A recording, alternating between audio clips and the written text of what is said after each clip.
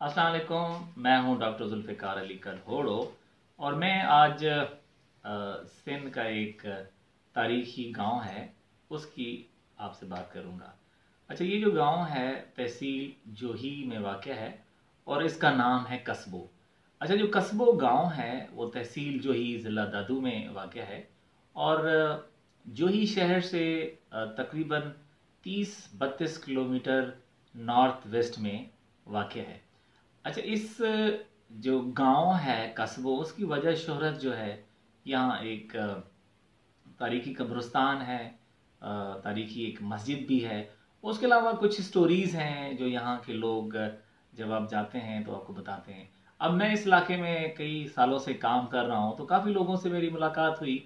तो उसमें से जो कुछ मैंने वहाँ रिसर्च की, क्योंकि मैं जो रिसर्च का काम कर रहा हूँ उसमें फिर मैंने किताबें भी लिखी हैं, काफ़ी आर्टिकल्स लिखे हैं। तो उनमें से कुछ स्टोरीज़ मैं चाहता हूँ कि आपके साथ शेयर करूँ। तो आज कस्बों की एक स्टोरी है वो शेयर करना चाहता हूँ। तो उसमें से एक जो स्टोरी है वो है माई मदन कौर और छत्तो फकीर लगारी की। और उसके साथ इस गांव में जो बहवानी लगारी रहते हैं, बहवानी लिगारियों का एक कब्रिस्तान है, उसके बारे में थोड़ी सी बात करूंगा। तो शुरू हम उस कब्रिस्तान से करते हैं। ये कब्रिस्तान बहुत तारीखी कब्रिस्तान है और ये जो कस्बो गांव है उससे तकरीबन 3 किलोमीटर साउथ वेस्ट में वाक़ है। और इसमें दो मकबरे थे जब मैंने लास्ट टाइम विज़िट किया 2015 में। लास्ट टाइम मैंने 2015 में किया, उससे पहले मैं कई दफ़ा कस्बों का जो गांव है उसमें गया। अच्छा, ये फिर कहते हैं कि 2022 में जो बारिशें हुई उसमें दोनों का ये जो है मकबरे गिर गए। तो एक जो मकबरा था वो पहाड़ खान का था और दूसरा मकबरा जाड़ो खान का था। तो ये दोनों भाई थे और ये बेटे थे शाह बाहो के। अच्छा, शाह बाहो या शाह बाहू जो है, ये शाह बाहू लिगारी जो थे मियाँ नसीर मोहम्मद कल्होड़ो के मुरीद थे। और इन्होंने मियाँ नसीर मोहम्मद ने कहते हैं कि उनको जागीर दी थी इस इलाके में। तो उसके बाद मियाँ नसीर मोहम्मद के बाद इसके जो दो बेटे थे पहाड़ फ़कीर और जाड़ो फ़कीर, उन्होंने फिर इस इलाके के कस्बों के ये एडमिनिस्ट्रेटर रहे यानी नाजिम रहे। और उन्होंने मियाँ यार मोहम्मद कल्होड़ो को जो है वन बाय वन सर्व किया, पहले पहाड़ खान ने और बाद में फिर जाड़ो खान ने।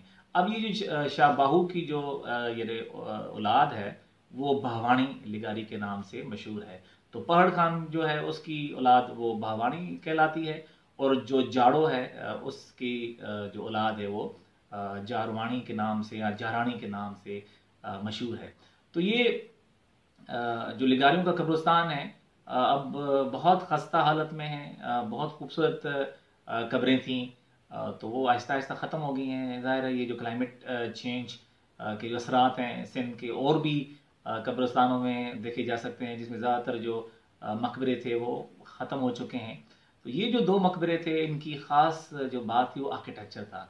तो जाड़ो खान का जो मकबरा था वो 12 पिलर्ड था। तो उसके उसका गुंबद पहले से गिरा हुआ था।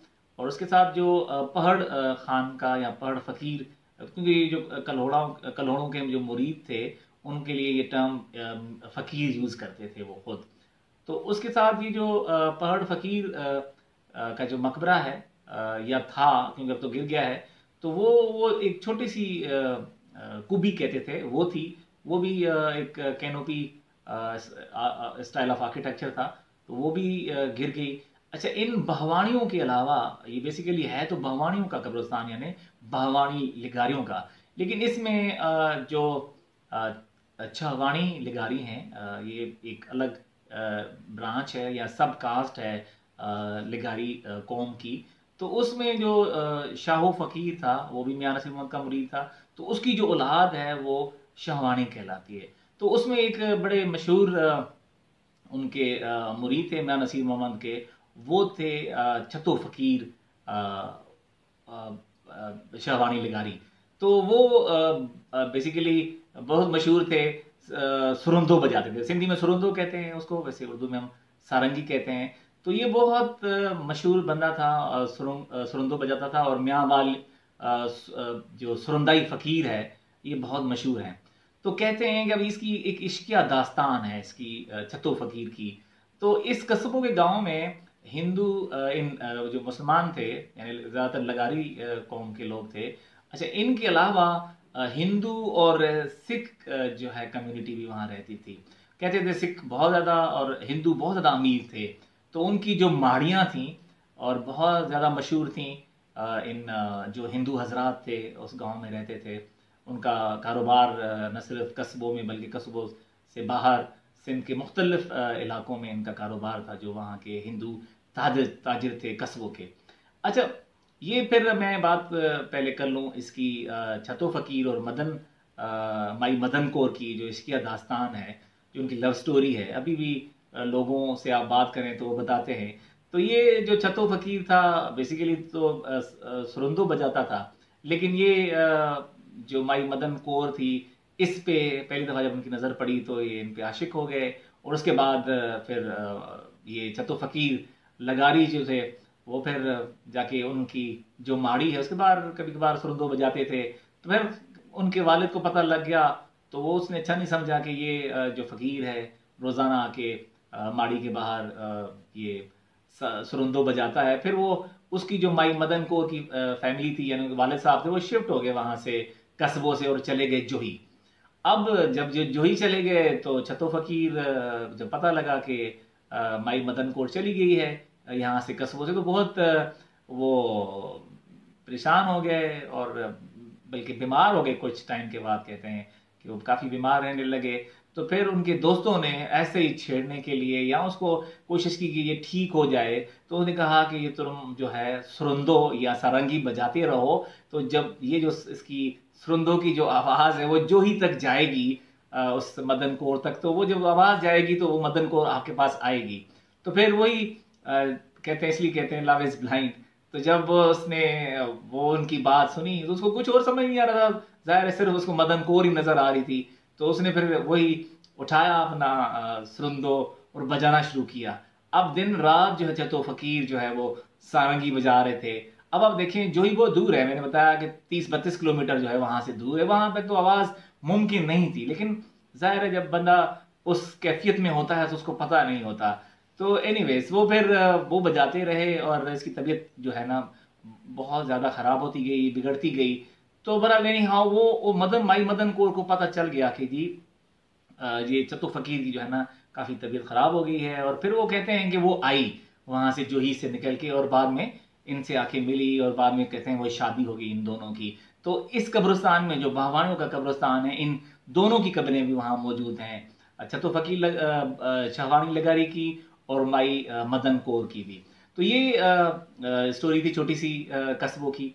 तो कस्बों की ये स्टोरी जो है एक भाई खान लगारी थे, उनको याद थी, तो वो सुनाते थे लोगों को। भाई खान की तो अब डेथ हो गई है। अच्छा, इसके अलावा ये जो मैंने शुरू में कहा कि जो कस्बों गांव है वो गांव था वो बहुत ज़्यादा मशहूर था इनकी हिंदुओं की माड़ियों की वजह से। तो सबसे ज़्यादा कहते हैं जो मशहूर आदमी था इस कस्बों का वो दौलत राम था। और दौलत राम की जो माड़ी थी वो कहते हैं दूर से कस्बों जो गांव है तो दूर से नजर आती थी। जैसे वो भावानी लिगारी अभी दितल और इसके अलावा कस्बों के अलावा जो दितल गांव है वहां भी रहते हैं। तो कहते हैं वो दितल से और शाहवानियों का गांव जो है यहाँ से 2 किलोमीटर दूर है कस्बों से, तो वहां से नजर आती थी इसकी दौलत राम की जो माड़ी थी। अच्छा, दौलत राम के अलावा फिर कहते थे एक और वासु, शायद वासु गालवन, वासु मल नाम था उसका।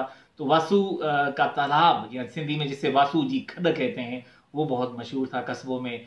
अच्छा, इसके अलावा एक और साहब थे जो सिख यानी कि कम्युनिटी से ताल्लुक था उनका, और वो था तेजो सिंह। और कहते हैं तो उसकी बैठक थी, माड़ी भी थी उनकी, लेकिन उसकी एक बैठक भी थी जिसे सिंधी में ओताक कहते हैं। तो उस ओताक पे उसका तेजो सिंह का नाम लिखा हुआ था। अब इसकी जो 2022 में जो बारिशें हुई तो तेजो सिंह की जो ओताक है वो घिर गई। तो बहरहाल छोटा सा कस्बा है लेकिन कई स्टोरीज हैं इस कस्बों की।